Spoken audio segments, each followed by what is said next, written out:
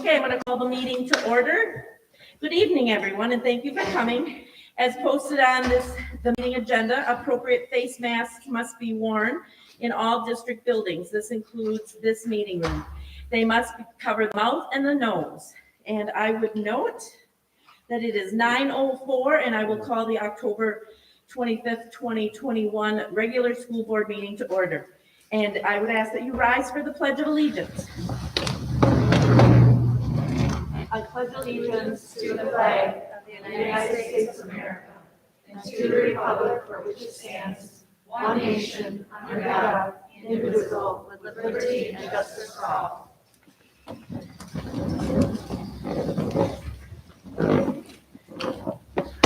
Okay, the first item.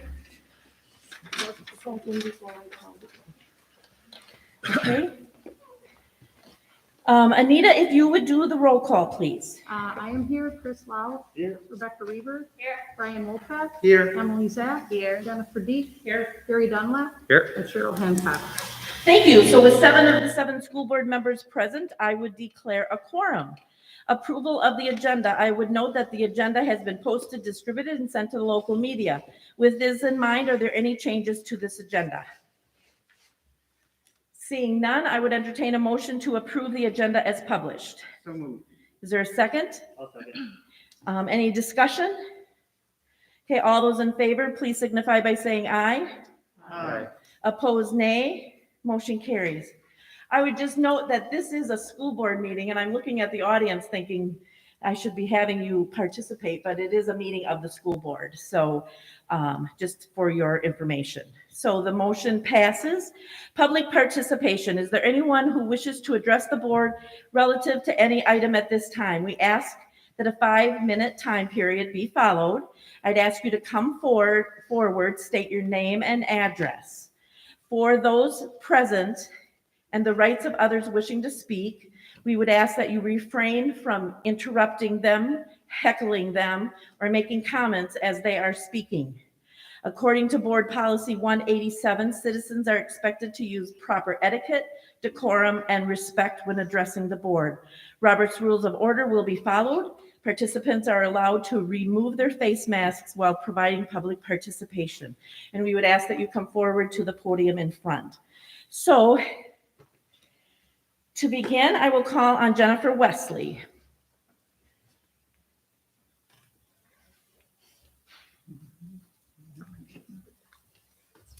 Jennifer Wesley, N8730 Garfield Road in Holmen. Wow, a 5% pay increase. You guys should be shocked, thrilled, happy, I'm not sure.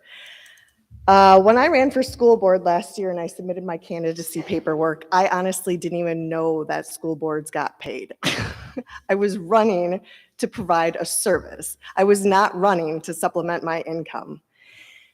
Your 5% increase tonight, I'm not sure if you were expecting it or if it came as a shock to you. But if it came as a shock to you, or if perhaps it's not necessary to supplement your income with that increase, I would deeply consider that you consider donating the difference of it to a local home and charity that could greatly benefit from that raise that the electors afforded you. That's it. Okay, thank you. Next person is Brooke Vetch.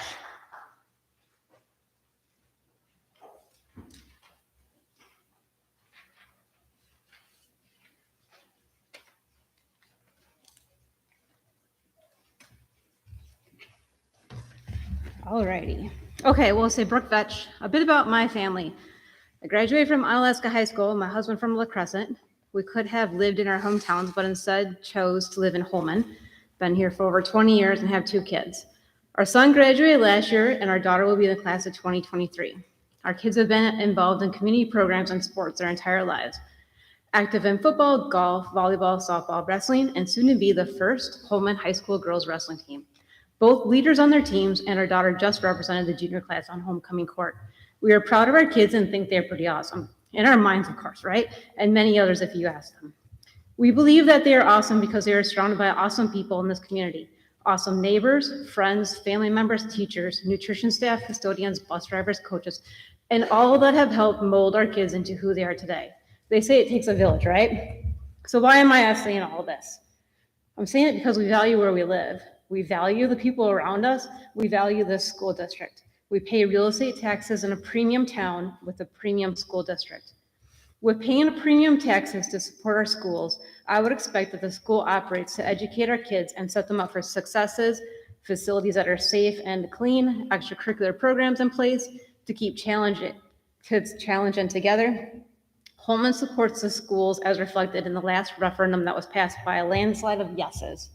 I believe the school district does a great job managing the budget, and we sure heard about it tonight, so that's pretty clear. Now, don't get me started on how property assessed values can actually determine what we pay in taxes. So here's the thing. One concern that I had 18 months ago when I spoke with the school board was attracting and retaining quality teachers. We have some of the best in Holmen, and I could go on and on about stories and truly the impact that they had on my son when he graduated high school. So what teachers have gone through over the last 18 months and continue to go through is challenging and I'm sure exhausting. I hope that when the school board and administrative team look at setting the tax levy and budget, especially in future years, that they really take a good look at retaining and attracting teachers. Part of retaining teachers is job satisfactions, relationships with the school board, class sizes, as well as compensation. Our teachers should have a comparable salary, benefit, and retirement package as those districts around us. Neighboring districts should not pay their teachers thousands of dollars more than our Holmen teachers, because we are, again, the best. On another note, this night was somehow set up to be a disaster by someone or maybe some group that went into panic mode. This is unfortunate for our community, the teachers, and all that attended the meeting tonight. Somehow Holmen was compared to what happened in Kenosha. Well, if any of you watched the Kenosha school board meeting, you would see that they have their very own issues, and they're not comparable to what Holmen has here tonight. So someone didn't do their homework very well. If someone took one comment from a Facebook post that was posted somehow that didn't even live here as the plan, then shame on you. So much could have been addressed with a simple conversation. Sure, we all would love to save money on our already high taxes, but the intent was not to decrease salaries by 50%. That is absurd and crazy to think that a community would back that crazy talk. Have we all lost our minds? I think it is time that we start to act like a town that has it together. Be the leaders in this community and in our local areas. I would love to see the 2 Facebook page groups go away. We don't need to continue to divide ourselves into 2 groups. I would love to see the school board members up their professionalism and stop creating divide. Maybe you don't even know what you're doing, but take a look at your own Facebook posts. Are you supporting your community or are you pushing out your own personal beliefs? You are leaders in our school district. You represent all of us and you represent our kids' future. A leader can bring people together and work towards a common goal. So a few of the school board responsibilities that are on the website are to remember that school exists for the benefit of the students and community, to actively engage and consider the balanced interests of district residents, to deal always in an ethical, honest, professional, straightforward, and open manner with the district administrator and the community. Just because all of you agree on a topic doesn't make you right and others wrong. None of you are the expert on any of the issues we faced last year and this year. It would be arrogant to think that only one way is the right way. There are no consistent rules for every school in every state in the US. They are all created by those in this room, and the inconsistencies across districts, neighboring districts, private schools is frustrating, yet we all live in the same COVID world. Heck, last night I found of a school that is now offering an opt-out form for parents to sign if they wish for their child to go to school maskless. Change is constant. We need to be open-minded to change and progress. It is time to start working together, understanding each other. We are here for our kids, not our own beliefs, not for political reasons. We're here for our kids. Thanks. I'll call on Tony Zach.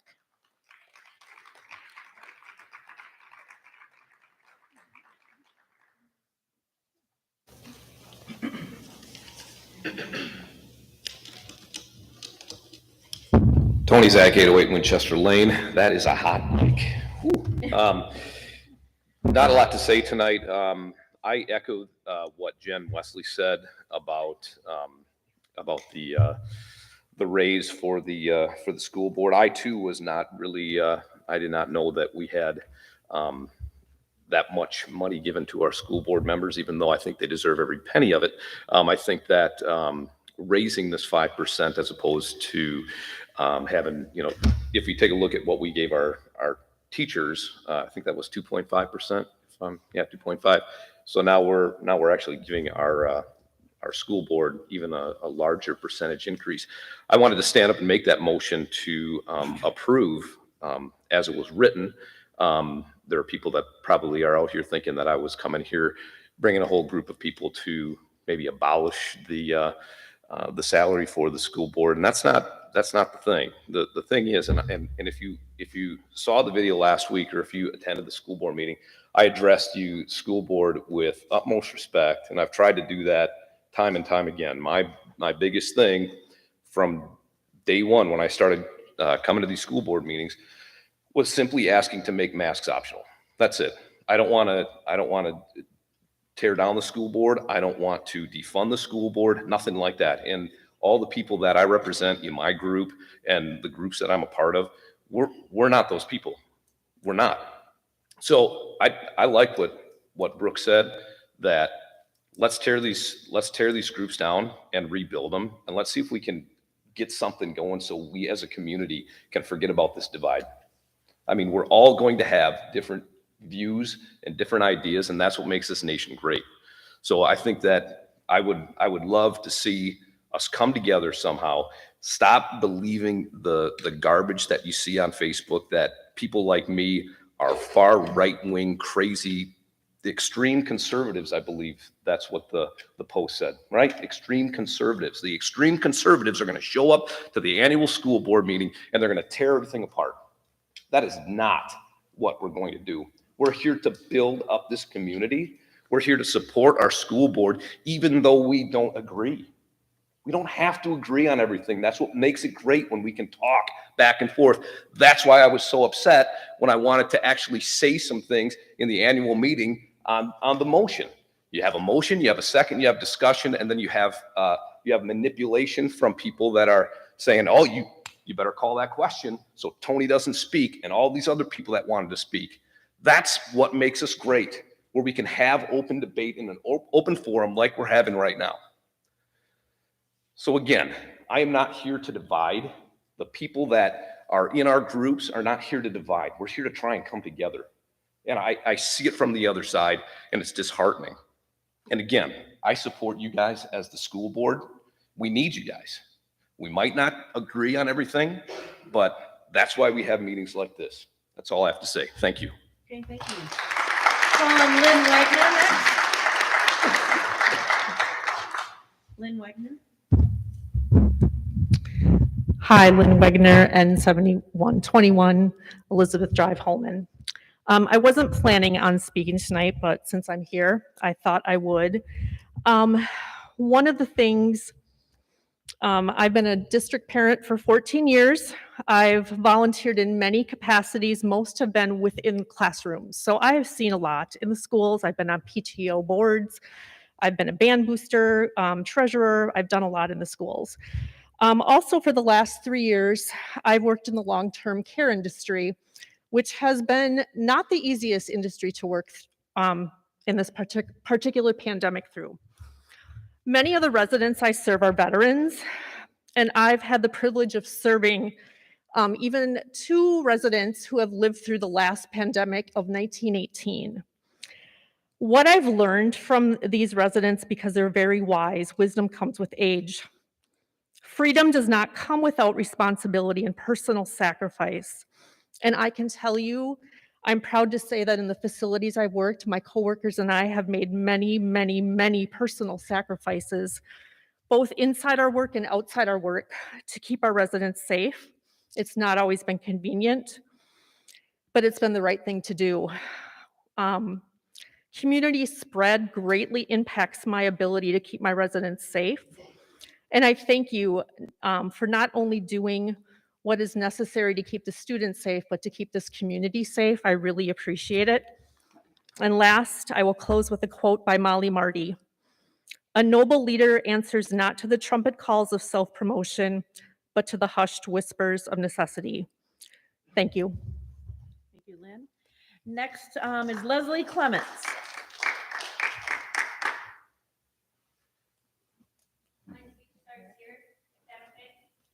I'd prefer if you come down like everyone else.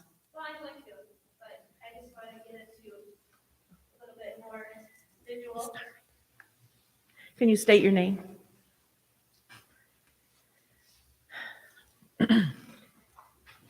Leslie Clements, 3000 Perch Drive.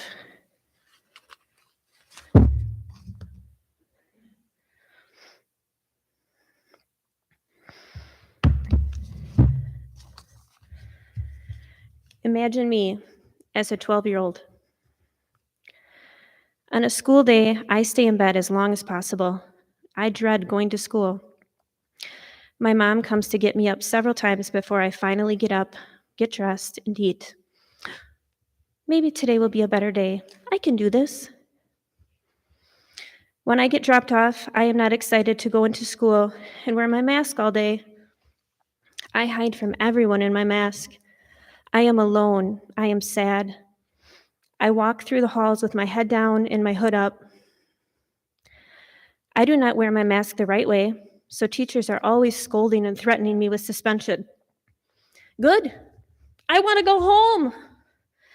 You weren't teaching me anything anyways. It's lunchtime. Yes, I get to breathe. I get to see my friends and be happy I'm finally free. I wish we could go outside more, but it all depends on how long it takes everyone to get through the line and eat. It's so unorganized. I wish I was in elementary school again, and we had extra time outside. I don't get it. I'm still sad and lonely. I have a headache. I want to go home. I'm not coming tomorrow. This is real. There are kids in elementary, middle, and high school that feel this way. Masks are not the answer for low transmission rates of any virus. Every parent knows their child more than you do, and they should be the ones making the decision to have their kids mask up or not. Masks should be a choice in school, not forced. Depression and suicide are real and worse for school-age kids than the virus you are trying to fight with a mask. Masking our kids in school should be a choice. The U.S. Surgeon General says, we are struggling with high rates of anxiety and depression and suicide, including among young people long before COVID-19 came along. And the question is, what are we going to do about it? The crisis of COVID-19 has increased rates of depression, anxiety, and suicide. The solution cannot be found in simply creating resource programs and providing services. It will require a new culture, a new environment, modeled by leaders. Holmen administrators, I ask you to be those leaders. Join the other schools that are being leaders, not followers.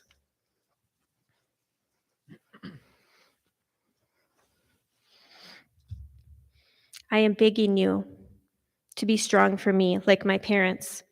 Let my parents make the choices for me and what's best for me.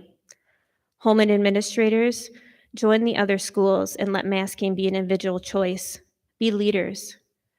I want to remind you that at the start of all of this and throughout, we were told by the experts that not all people can or should wear a mask. I am just one that should not, and you are forcing me to. Thank you. Next is Mary Hammond.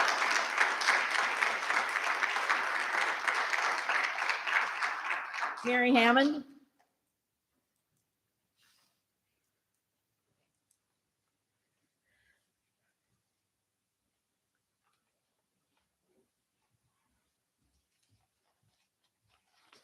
Mary Hammond, W6166 Valley Place. The last time I spoke before the school board was this spring, and I sat in the audience listening to one of the board members at the end of the meeting trying to dispel the community of this supposed myth, we are not coercing your children to get a vaccination. That's just rumor. And I went home that night and I thought, oh my God, who would even think to try to do this to a kid? Who even thinks like this in our community?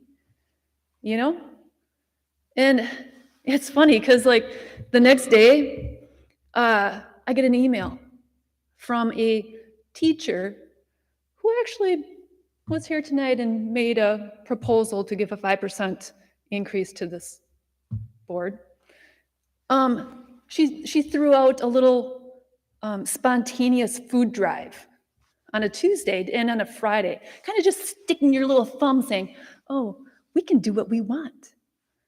If we want to coerce your children, we can do that. So, they had this food drive, and in her email, she said, hey, kids, we're going to have this food drive, and we're going to make it a competition. Let's have whoever gathers the most food from now till Friday, you're going to get rewarded with donuts. Yeah? Great. So just go to your pantry and, bring in the food, okay? And after being at the board meeting and hearing how our school district does not coerce or use coercive tactics on our students, I was pretty upset, and I shot off an email to the teacher, to the school board president, to the superintendent, voicing my concerns. What did I get back? What did I hear back? I heard silence, nothing from anybody. So, what does that tell me? Really, what does that tell me? A, they didn't want to acknowledge that coercive tactics were actually happening in this school. Or B, they just don't care. They don't care what the parents feel. They don't care what happens to the students. The psychological warfare that's going on against our kids. But you know what else? What this really actually did show also? It really kind of highlighted some really chinks in your armor. Because, hey, I am not going to accept your assumption that only privileged kids can have a pantry and go and get food out to donate to other kids. I am not going to accept that you're going to make my kid or some other kid feel bad because they can't contribute to this food drive. I'm not going to accept this school district not keeping their employees in check and contributing to the childhood obesity of this nation by offering high sugary snacks. So please, stop your virtual signaling to me. I know what's right and I know what's wrong. And you know what? Maybe with this 5% increase, I'll hear something back next time I send out an email. And stop abusing my kids. Oh, and another thing, I asked my son, because he was a senior last year, I'm like, does this happen very often? He goes, it happens all the time, Mom. Pfft, that's how common it is. And you guys are responsible for abusing my kids. And you better knock it off. Chad Updike?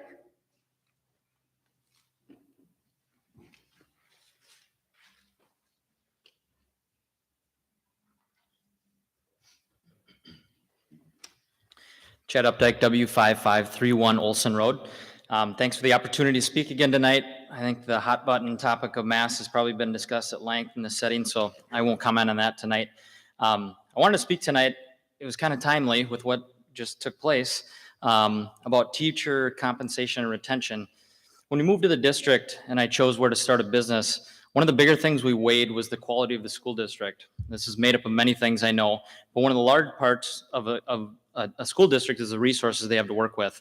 And whether we want to admit it or not, finances obviously make the world go round, as we saw tonight. We chose Holmen because we knew they had the facilities and the financial ability to attract the best of the best when it comes to teachers to educate our kids. I have nothing but good and great things to say about the teachers our kids have had. As I've said previously when I've spoke, we couldn't have asked for better people to teach our kids. I've seen more growth from my son in the last 2 months than I have in a long time, and I know it's because of his teacher. I cannot say enough good things about the teachers, the staff, and the leadership at Prairie View. A disturbing fact was brought to my attention just 1 week ago, that in comparison to the 5 other surrounding schools in our area of similar size, La Crosse, Onalaska, Sparta, Toma, and West Salem, Holmen ranks either at the bottom or near the bottom in terms of teacher pay and compensation. Just one example, when it comes to the high pay a teacher could possibly receive, so if they were at the top of the pay scale, Holmen is dead last. They're actually $20,000 below what they could potentially make if they drove 15 miles down the road to work for the La Crosse School District. For some friends of ours who are both teachers with master's degrees, this is a $40,000 difference for their family. I'm not sure how we can expect to retain great teachers in our district if they could make 30% more by driving 15 miles down the road. When it comes to base pay, Holmen ranks 4 out of 6, almost the bottom. Highest potential benefits, last at 6 out of 6, and average benefits, again, last at 6 out of 6. Again, I want to reiterate that the teachers I know and work with in this district are amazing and have gone far above and beyond for our kids. And I just would like to see them compensated accordingly. To be honest, it was a shock to me when I learned this a week ago. I was under the assumption that our teachers were the highest paid around. I'm not familiar with how this process works and within the school district. It's been explained to me that there's some kind of years of service step process which affects compensation, that Holmen potentially had put a freeze on that. I realize that I'm not telling the board anything you don't already know. I'm sure you've heard all this before. But I don't think the majority of parents in this district know these numbers, because I think I've paid closer attention than the majority of people have over the last 2 years. And I was shocked when I found these out.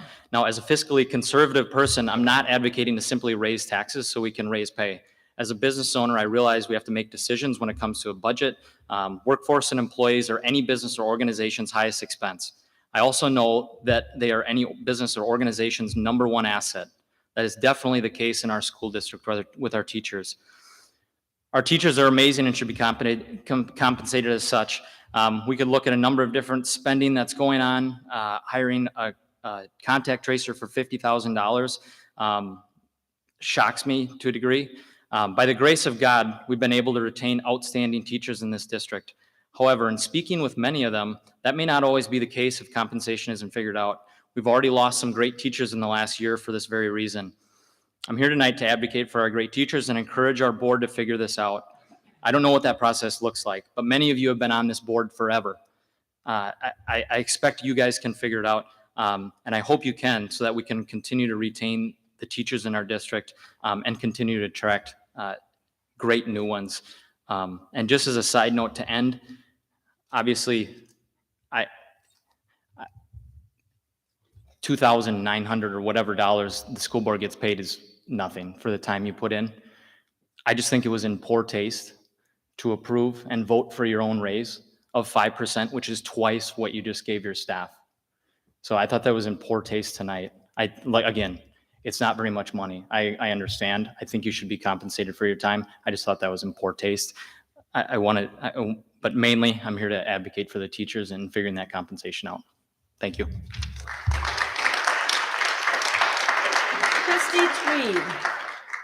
Christy Tweed. She had to leave? Okay. Josh Newman, then.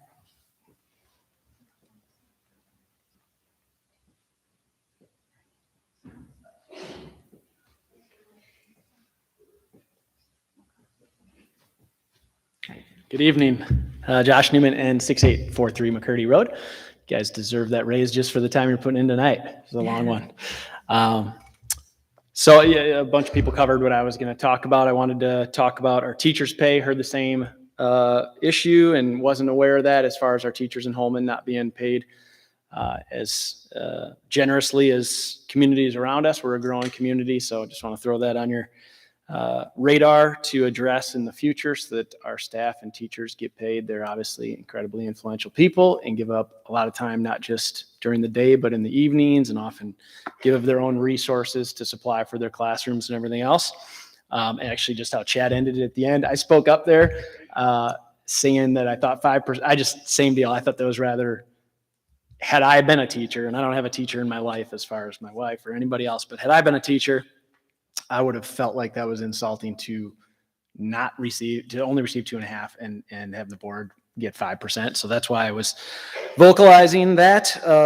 As Brooke mentioned, I think the world of Facebook man, it makes us the dumbest. It brings out the dumbest in us, social media in general.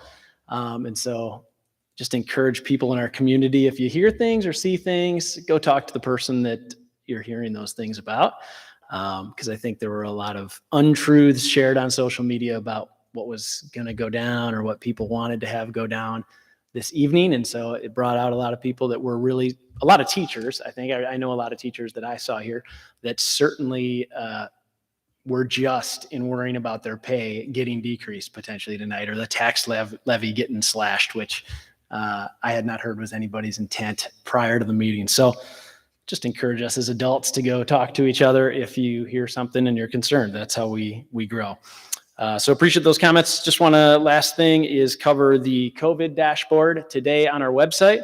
It shows that we have 20 cases in our district population of over 20,000 people.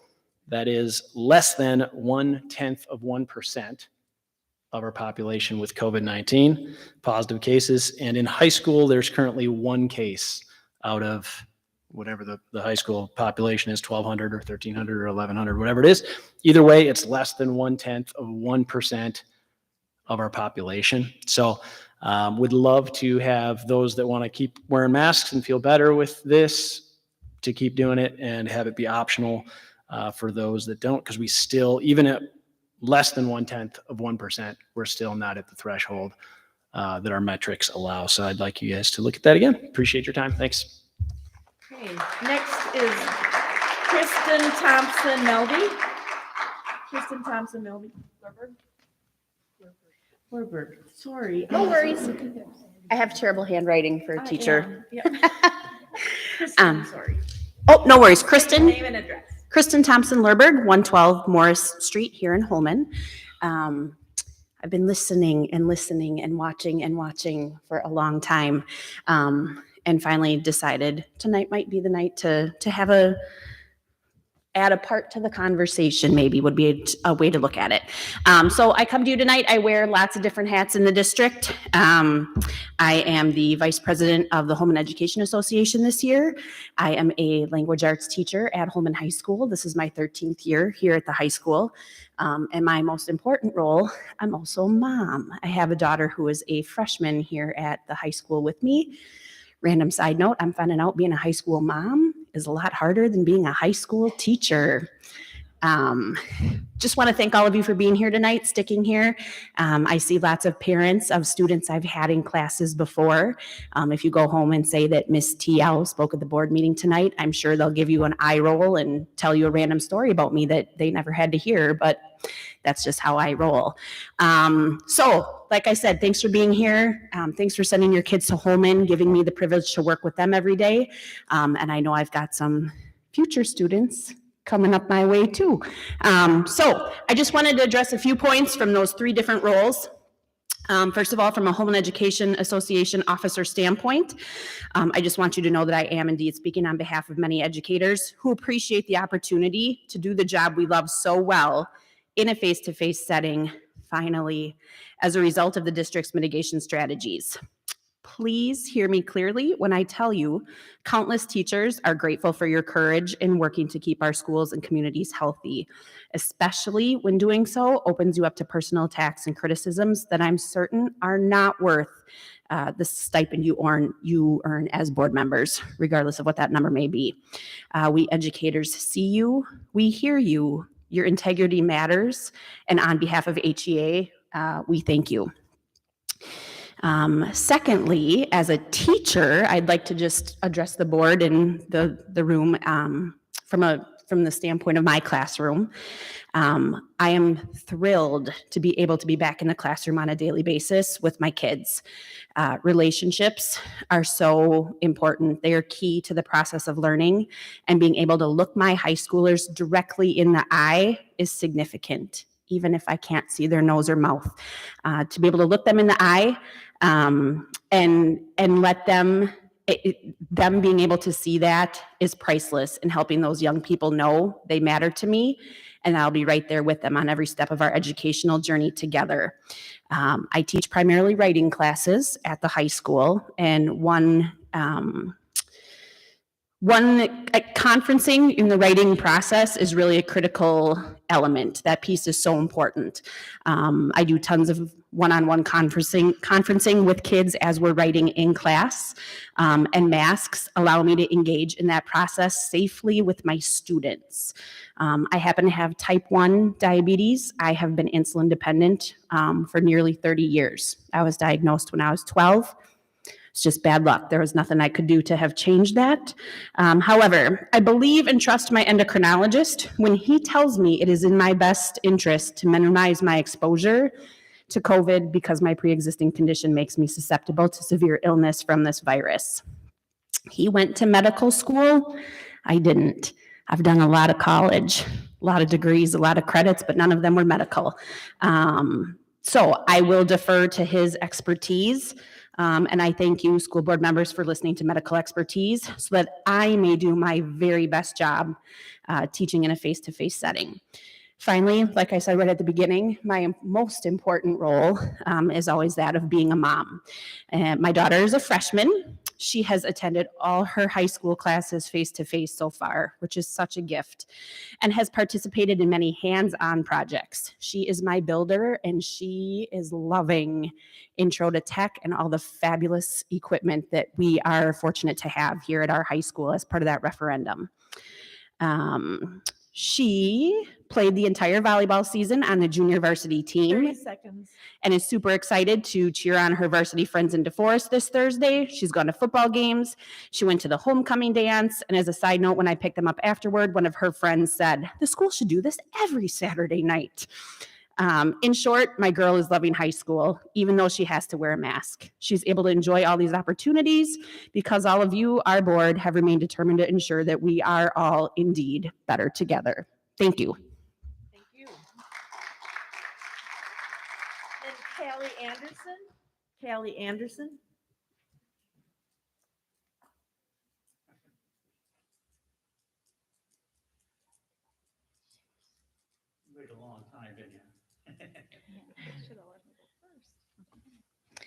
Good evening. I'm Callie Anderson. First of all, I would like to say thank you for letting me speak tonight.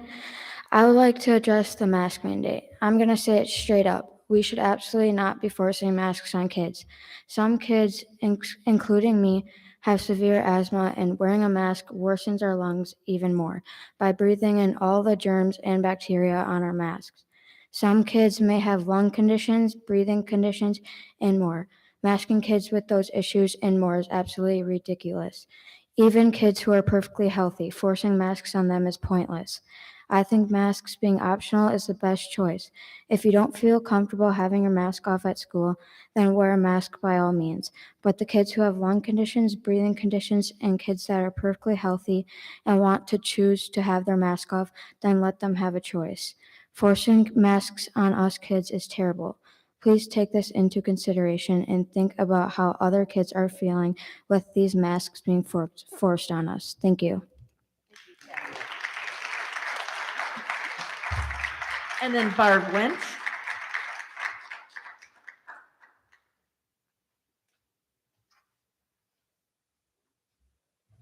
Hi, Barb Wench, N6905 Pine Lane. I will also be quite short tonight, but I wanted to clarify a few things again.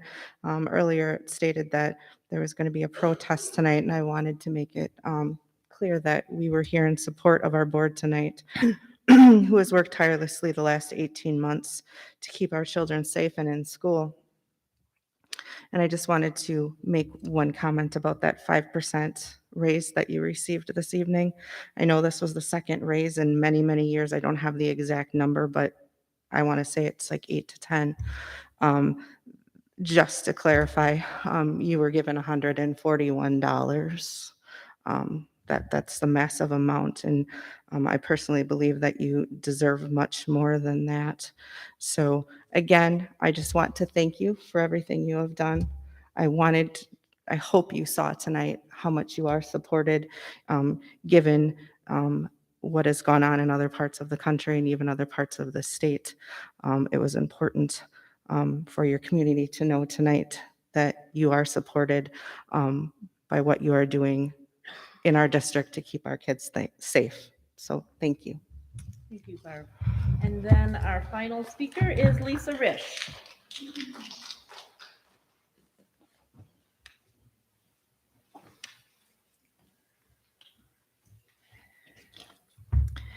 Lisa Risch, 904, that is a hot mic. Lisa Risch, 904 First Avenue East in Holmen. Gratitude is defined as the quality of being thankful, readiness to show appreciation for, and to return kindness. Tonight you heard Dr. Mueller thank all of the employee groups for their hard work this year. Well deserved indeed. I know she would also join me in thanking our students. Our kids are the most important things that we have. They are our future. My own children, HHS alumni, are the most precious part of my life, and I know that every single one of you out there as parents feel the same way about your own children. What we teach them becomes how they act in this world, and eventually they will be citizens taking care of us. Do they realize that by wearing these masks that they are keeping all of us healthy, keeping us in school? Are they thankful for their homecoming activities, seeing their friends every day? Are they showing appreciation for the hard work that their teachers are doing every day, many nights and many hours on the weekend? Are they on their best behavior to show that gratitude when a substitute teacher is in their room? Do they realize that being without those vitally important substitutes, that our entire system crumbles? To everyone, please don't underestimate the value of showing teachers that you support them, even when no one is looking. While many, many teachers didn't enter this profession to be wealthy, many did decide to devote their lives as a public servant because they expected to be rich in knowing that they got to work with your children. I would encourage every single parent here to please talk to your children about respect and good behavior in class. Many teachers tell me they are exhausted.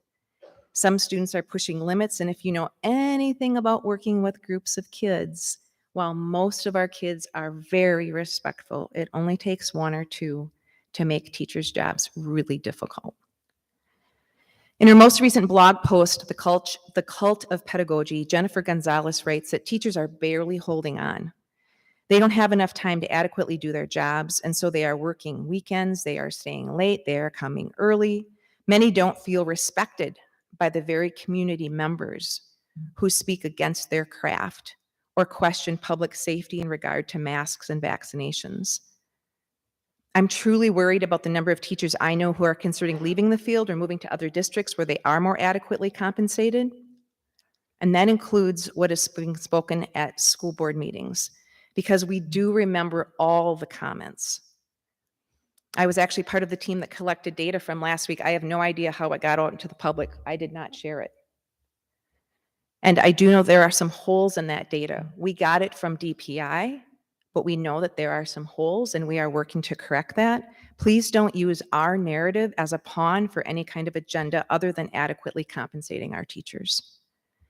I'm also so proud of how many teachers showed up here tonight to show their support and gratitude to you as board members.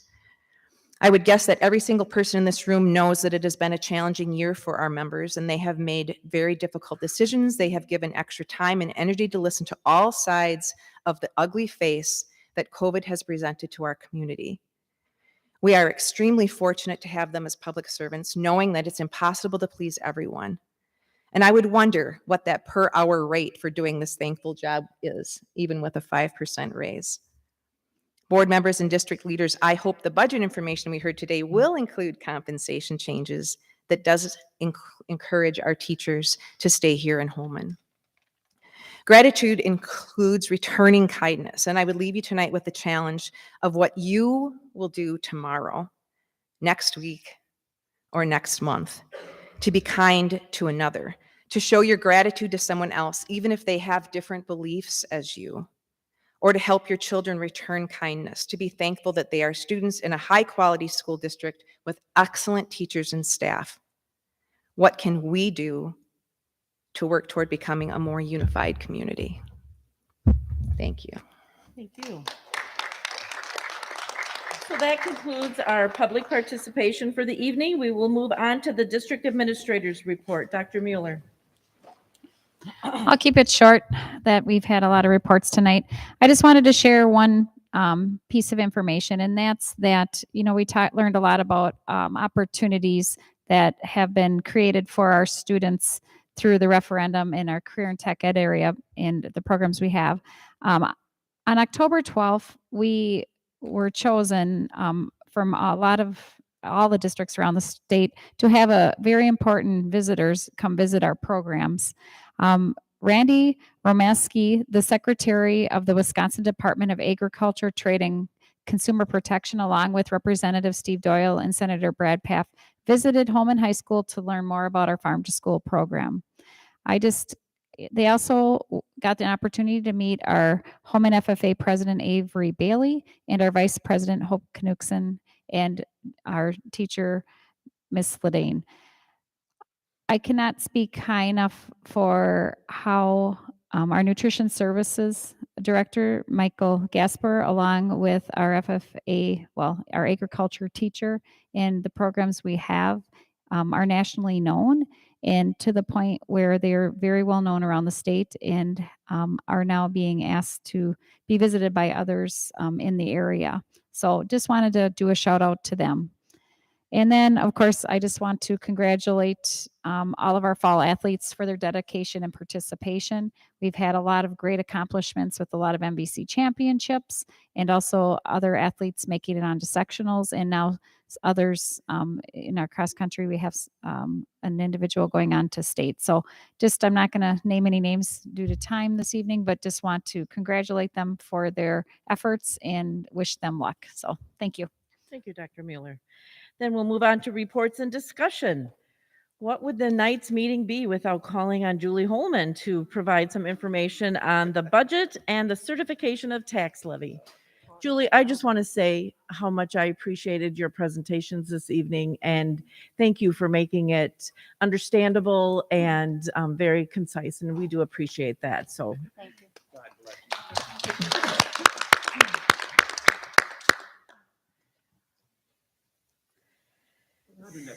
So, so 8.1 is the original budget approval. This includes the tax levy as presented and also to be approved in 8.2. Unless anyone here wants me to go through the budget again. Are there any questions? Are there any questions on the original budget for 21-22? So there are no questions from the board. So. Okay. So the next item is the tax levy. I've put that back on the screen for the resolution, the same one that I read and Cheryl Hancock read earlier this evening, for a total tax levy of $18,614,286 to be certified upon approval and to the municipalities in November. So that is the report on that. Any questions from the board on the tax levy? Any questions? No, and both those items are on this evening's consent agenda. Correct. So since there are no questions, then we will move on to the consent agenda. And if there are any of the items, there are 7 items on the consent agenda this evening. If you would like to have any of those pulled out and considered separately, otherwise I would entertain a motion to approve the consent agenda as presented. Anita, is there a second? Ooh, I think Chris, I got first. So, okay, a motion's been made and seconded to approve the consent agenda items as presented. All those in favor, please signify by saying aye. Opposed, nay. Okay, motion passes. We will move on to board reports and discussion.